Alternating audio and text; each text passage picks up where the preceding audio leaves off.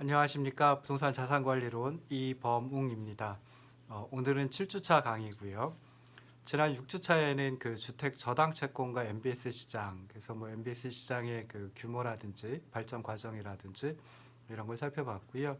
그다음에 두 번째 시간에는 그 부동산 간접 투자 시장에 대해서 살펴봤습니다. 그래서 뭐 부동산 간접 투자 기구에는 어떤 것들이 있는지 살펴봤고요. 그리고 이제 부동산 투자 회사 리츠의 어떤 의미, 그리고 발전 과정, 그리고 뭐 리츠의 유형이라든지 시장 규모까지 살펴봤습니다. 이번 주차에는 이제 부동산 간접 투자 시장 중에 부동산 펀드에 대해 살펴보고요.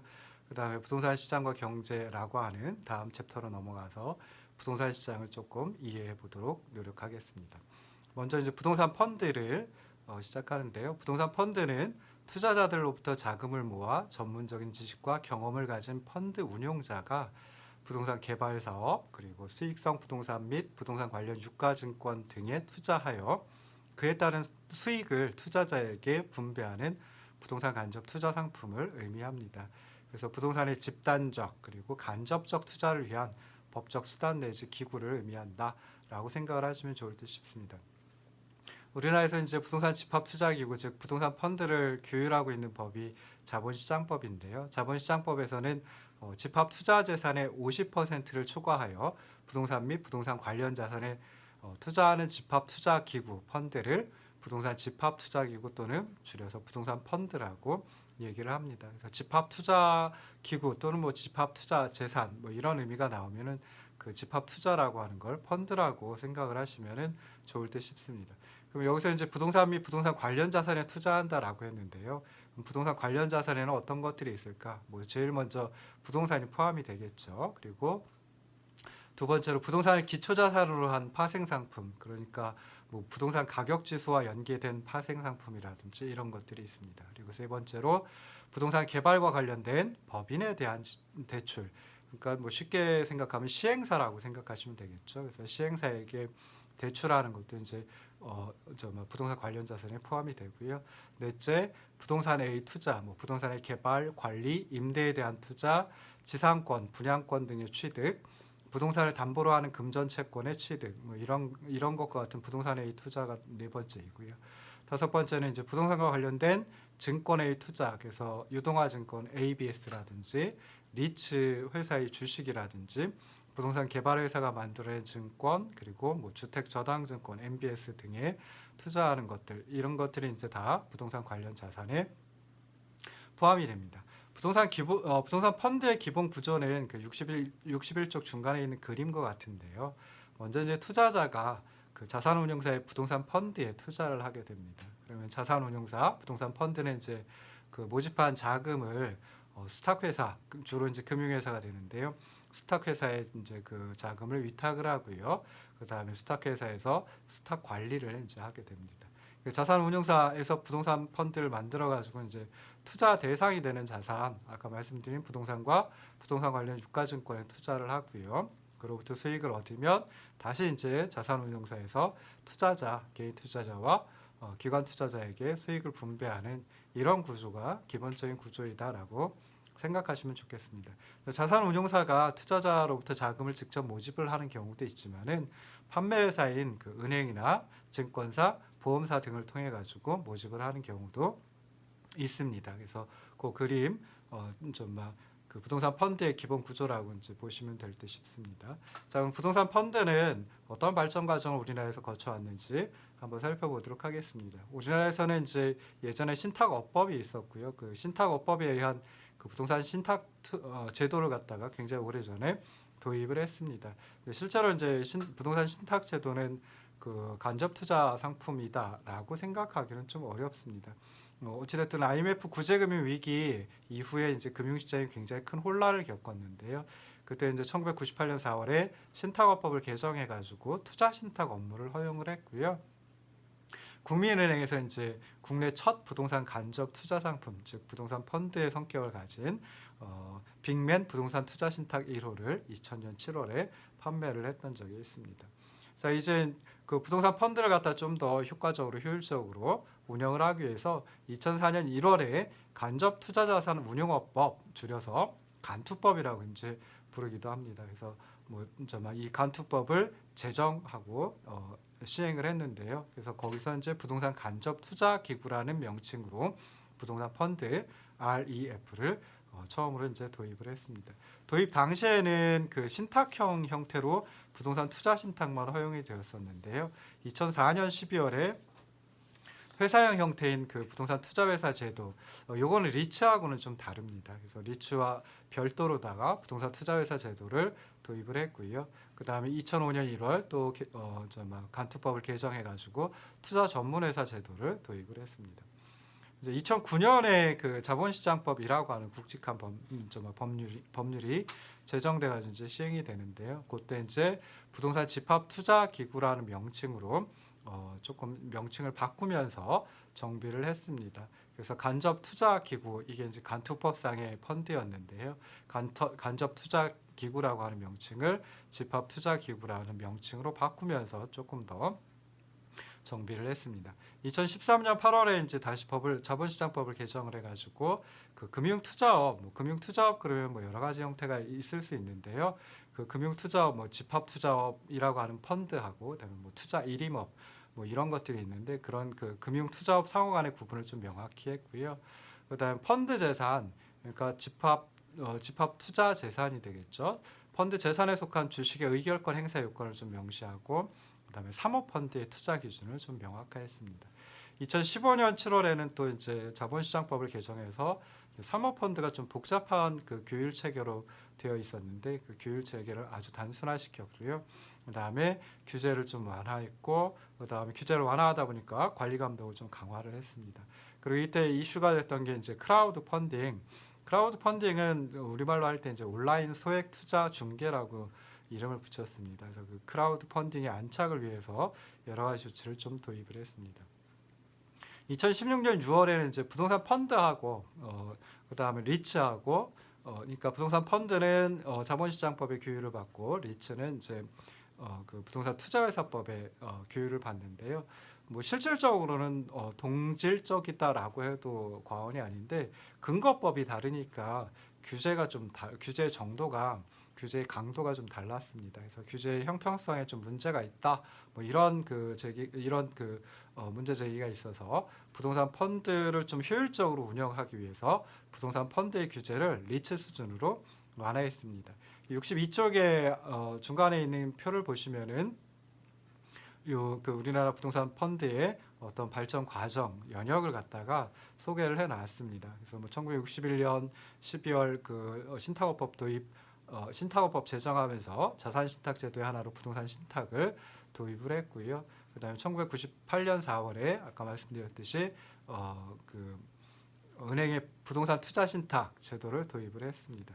2004년 1월에 이제 간접 투자 자산 운용업법 간투법을 제정해가지고 부동산 간접 투자 기구 즉 부동산 펀드를 도입을 했고요. 그다음에 2004년 12월에는 부동산 간접 투자 기구 부동산 펀드를 좀 확대를 했습니다. 그래서 회사 형태의 부동산 투자회사 제도도 도입을 했습니다. 2009년 2월에는 이제 자본시장법이 제정이 되고 시행이 되었습니다. 자본시장법은 제정은 2007년 8월에 제정이 되었고 시행은 2009년 2월에 이제 시행이 됐습니다. 그래서 그 부동산 간접 투자 기구를 부동산 집합 투자 기구라고 하는 이름으로 명칭을 바꾸면서 좀 더 정비를 했다. 그다음에 2013년 8월에 자본시장법 개정을 통해 가지고 금융투자업 상호 간의 구분을 명확화했고 그다음에 그 펀드 재산에 속한 주식의 의결권을 선량한 관리자의 의무에 따라 행사하도록 그렇게 이제 규정을 했습니다. 그다음에 신주 인수권부 사채 등을 투자 대상에 포함시키면서 사모펀드의 투자 기준을 좀 명확화했고요. 2015년 7월에는 그 온라인 소액 투자 중개라고 불리는 크라우드 펀딩 안착을 위한 여러 가지 조치를 위해서 개정을 했습니다. 그리고 사모펀드의 규율 체계를 단순화시켜가지고 전문 투자형 그리고 경영 참여형 사모펀드 이렇게 두 가지로 단순화시켰고요. 규제를 좀 완화했습니다. 그래서 사전 등록제 대신에 사후 보고제를 갖다가 도입을 했고, 그다음에 운영 규제를 또 여러 가지 있었는데 완화를 시켰습니다. 그래서 규제 완화를 하면은 당연히 이제 관리 감독을 강화하는 조치가 뒤따르게 됐죠. 그래서 적격 투자자 제도를 도입을 했고요.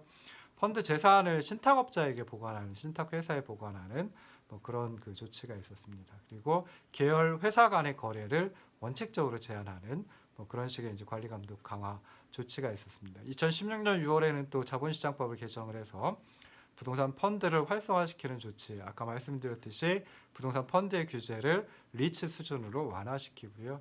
그다음에 투자 비율 한도를 폐지를 하고, 그다음에 운영 목적의 금전차입은 예외적으로 허용을 해주는 그런 법 개정이 있었습니다. 이런 부동산 펀드는 여러 가지 기준에 따라 가지고 유형을 구분을 해볼 수가 있습니다. 뭐 법적 형태에 따라 가지고 구분을 해볼 수 있고요. 법적 형태에 따라서 이제 어떤 회사 형태를 취하고 있느냐, 어떤 법인 형태를 취하고 있느냐에 따라 가지고 6개로 이제 구분을 해볼 수 있습니다. 그래서 부동산 투자 신탁, 그다음 부동산 투자 회사, 부동산 투자 유한회사, 부동산 투자 합자회사, 부동산 투자 조합, 부동산 투자 익명 조합, 뭐 이렇게 이제 구분을 해볼 수 있고요. 또 자금 모집 방법에 따라서 공모와 사모로 이제 구분을 해볼 수 있습니다. 그 다음에 투자 대상 자산의 소재지에 따라 가지고 국내 부동산 펀드 그리고 해외 부동산 펀드 뭐 이렇게 이제 또 구분을 해볼 수도 있습니다. 그 다음에 이제 중요한 게 그 투자 자산의 유형 그리고 운용 방법에 따라 가지고 일단 5개로 구분을 합니다. 그래서 실물형, 대출형, 권리형, 증권형, 파생상품형 부동산 펀드로 구분을 합니다. 그 실물형 부동산 펀드에는 또 이제 한 5가지로 또 유형이 나뉘어지거든요. 그래서 실물형 부동산 펀드는 정의를 펀드 재산의 50%를 초과해서 실물로서의 부동산에 투자하는 부동산 펀드를 실물형 부동산 펀드라고 합니다. 운영 방법에 따라서 매매형, 임대형, 계량형, 경공매형 그리고 개발형 부동산 펀드 5가지로 구분을 해볼 수 있습니다. 매매형 펀드는 뭐 실제 현실에서는 많이 나타나지는 않는데요. 펀드 재산의 50%를 초과해서 완성된 부동산을 취득하고 가격 상승 시점에 매각함으로써 매각 차익을 획득하려는 목적의 실물형 부동산 펀드입니다. 매매형 부동산 펀드 같으면 이제 수익 가치 또는 자산 가치를 증대시키기 위한 재반 활동을 하지 않고요. 그냥 매입했다가 시점을 봐가지고 매각을 하는, 그래서 매각 차익에 따른 자본이득을 획득하려는 것을 운영 전략으로 하는 펀드이다라고 생각하시면 좋겠습니다. 그에 반해서 이제 좀 많이 이루어지고 있는 게 임대형 부동산 펀드입니다. 그래서 임대형 부동산 펀드는 펀드 재산의 50%를 초과해서 부동산을 취득하고 그다음에 해당 부동산을 임차인에게 임대하여 임대소득을 획득하고 그리고 가격 상승 시점에 매각함으로써 매각 차익을 획득하려는 목적의 실물형 부동산 펀드입니다. 그래서 그냥 업무용 또는 상업용 부동산을 매입하고 그리고 나서 임대하고 시간이 지나면 매각을 한다라고 생각을 하시면 좋을 듯 싶습니다. 그래서 임대를 해주고 안정적인 임대소득을 얻을 수 있겠죠. 그 다음에 미래에 부동산 자산 가치가 증가한다라고 하면 이제 매각 차익을 확보할 수가 있습니다. 그래서 이런 목적으로 운영하는 그 매입 임대 방식의 부동산 펀드이다라고 생각하시면 좋을 듯 싶습니다. 그래서 임대형 부동산 펀드 같으면은 뭐 임대료 및 공실률의 현황과 추이, 그 다음에 매입 가격의 적정성, 매각 가격과 매각 지연에 대한 예측, 뭐 이런 것들이 이제 그 임대형 부동산 펀드 운용에 있어서 굉장히 중요한 포인트이다라고 생각을 하시면 좋을 듯 싶습니다. 자, 다음 실물형 부동산 펀드가 이제 계량형 펀드가 있습니다. 그래서 계량형 펀드는 펀드 재산의 50%를 초과해서 부동산을 취득하고요. 그리고 수선 또는 리모델링 등의 계량을 통해서 수익 가치, 그러니까 임대소득, 그리고 자산 가치, 매각 차익을 증대시킨 후에 해당 부동산을 단순 매각할 수도 있고 또는 임대 후 매각하려는 목적의 실물형 부동산 펀드입니다. 그러니까 중요한 거는 그 수선 또는 리모델링 등의 계량이 들어가 있다라고 하면 계량형 부동산 펀드이다라고 생각을 하시면 좋을 듯 싶습니다. 다음에 이제 경공매형 부동산 펀드가 있는데요. 이것도 이제 앞에 있는 거 계량형 부동산 펀드하고 비슷합니다. 임대형 부동산 펀드하고도 비슷하고요. 대신에 이제 차이가 나는 것은 펀드 재산의 50%를 초과해서 경매 부동산 및 공매 부동산을 취득하는 것이 이제 다른 점입니다. 그래서 경매 부동산은 이제 법원의 경매를 통해서 얻는 부동산이고 공매 부동산은 뭐 자산관리공사라든지 아니면 은행의 공매를 통해서 얻는 부동산을 이제 공매 부동산이라고 표현을 하죠. 그래서 그냥 경매 부동산 그리고 공매 부동산에 투자하는 것이 경공매형 부동산 펀드이다라고 생각하시면 좋고요. 그 다음에 또 경공매형 부동산 펀드 같은 경우에도 단순 매각할 수도 있고요. 그러니까 매입했다가 뭐 시점을 봐가지고 매각할 수도 있고요. 아니면은 매입해서 임대한 후에 매각하려는 뭐 그런 목적을 가지고 있다라고 생각하시면 좋을 듯 싶습니다. 근데 경공매형 부동산 펀드는 좀 한 가지 특이한 점이 있는데요. 어떤 거냐면은 투자할 부동산 등을 미리 특정해 놓지 않고 펀드 자금을 모집한다라고 하는 게 이제 특징입니다. 그래서 펀드 자금을 모집한 후에 이제 투자 대상 부동산을 물색하고 탐색하고 투자하는 그 사전 불특정형 방식, 그러니까 블라인드 방식의 펀드이다라고 생각하시면 좋을 듯 싶습니다. 임대형 펀드 같으면 이제 임대소득의 취득, 그러니까 안정적인 임대소득의 흐름, 그러니까 안정적인 어떤 현금 흐름을 갖다가 주된 운용 목적으로 하고 있는데 비해서요. 경공매형 펀드는 좀 차이가 나는 게 좀 매각 차익에 의한 자본이득의 취득을 주된 운용 목적으로 삼고 있다라고 하는 점에서 조금 차이가 있다라고 생각하시면 좋을 듯 싶습니다.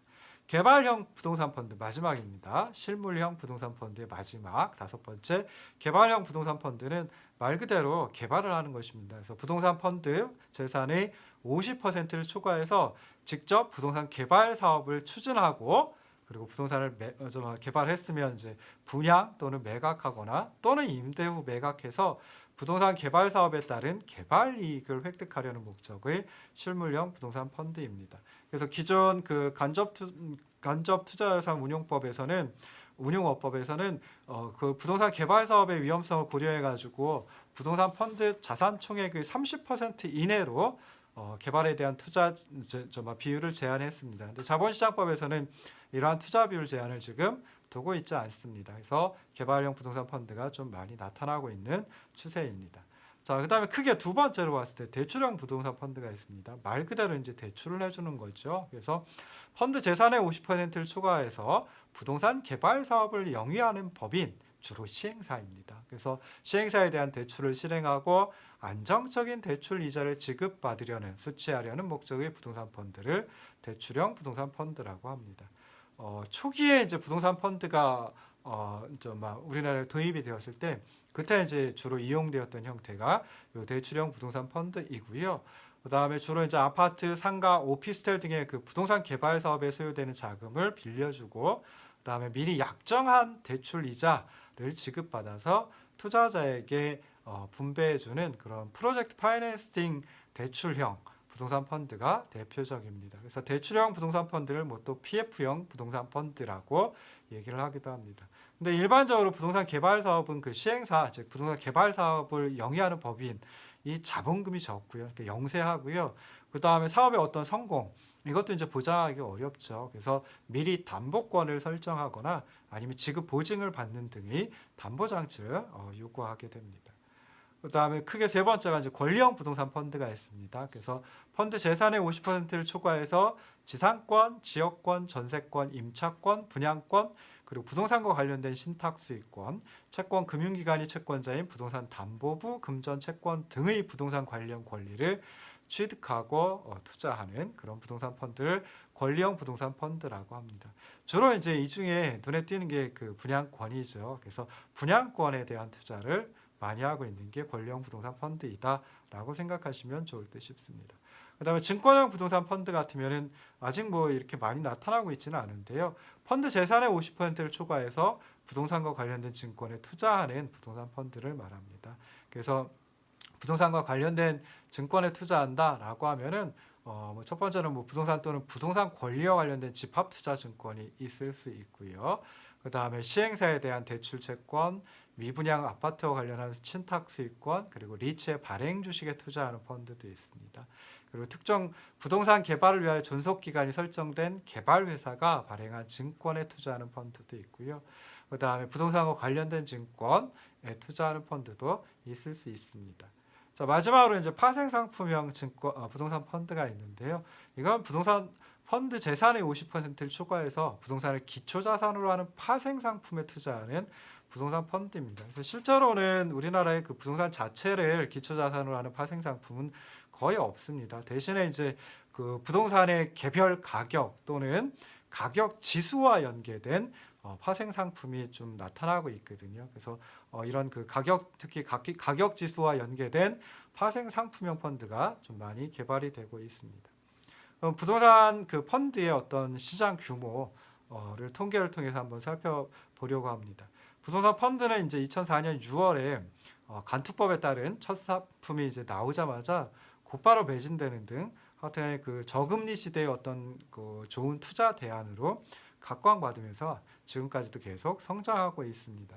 특히나 이제 2014년에 사모펀드에 대한 규제를 굉장히 크게 완화를 했고요. 그 이후에 이제 사모펀드 그리고 해외 부동산 펀드를 중심으로 해가지고 부동산 펀드에 대한 투자가 지속적으로 성장하고 있다, 커지고 있다라고 생각하시면 좋을 듯 싶습니다.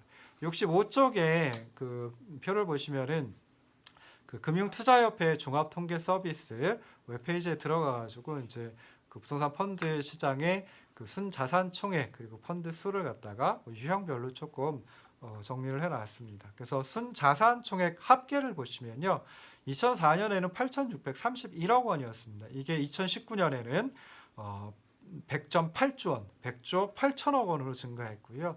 연평균으로 따지면 증가율 또는 뭐 성장률이 37.3%입니다. 매년 37.3%씩 순자산 총액이 증가를 했다라고 생각해 볼 수 있고요.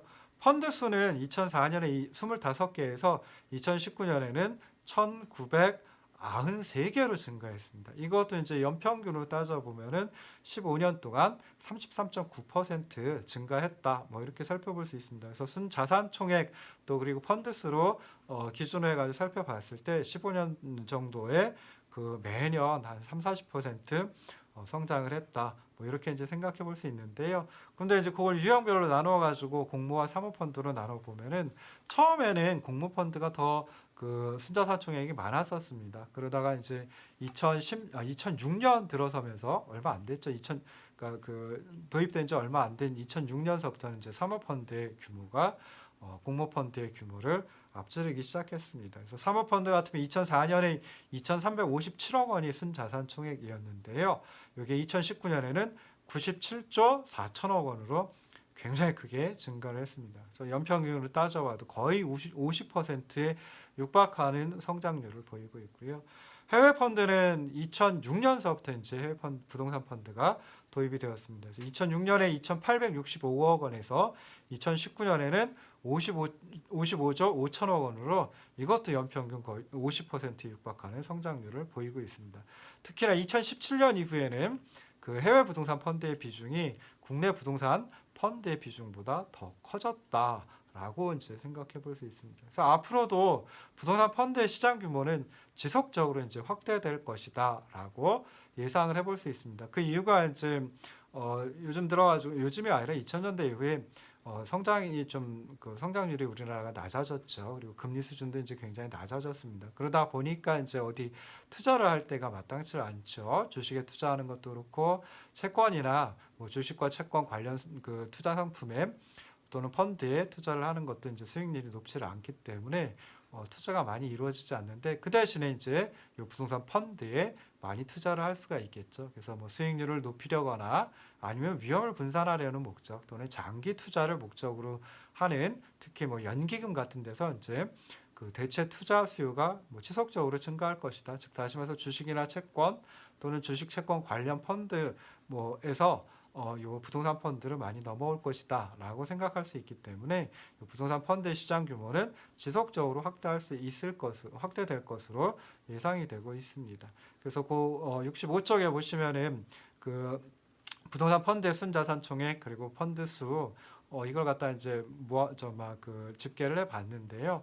뭐 사실은 이게 그 금융투자협회 종합통계 서비스에 한꺼번에 다 나오지는 않습니다. 그냥 정리를 했고요. 그다음에 금융투자협회 종합통계 서비스 같은 경우에는 이제 개별 펀드에 대해서도 뭐 수익률이나 뭐 이런 것들도 많이 나오고 있습니다. 그래서 혹시 부동산 펀드에 관심이 있다라고 하면 금융투자협회의 종합통계 서비스를 참조를 해 보시고요. 뭐 일반적인 내용은 그 금융투자협회 웹페이지에 들어가 보시면은 많이 나와 있으니까 그것들을 보시면서 또 좀 그 실전 감각을 익히시는 것도 좋을 듯 싶습니다.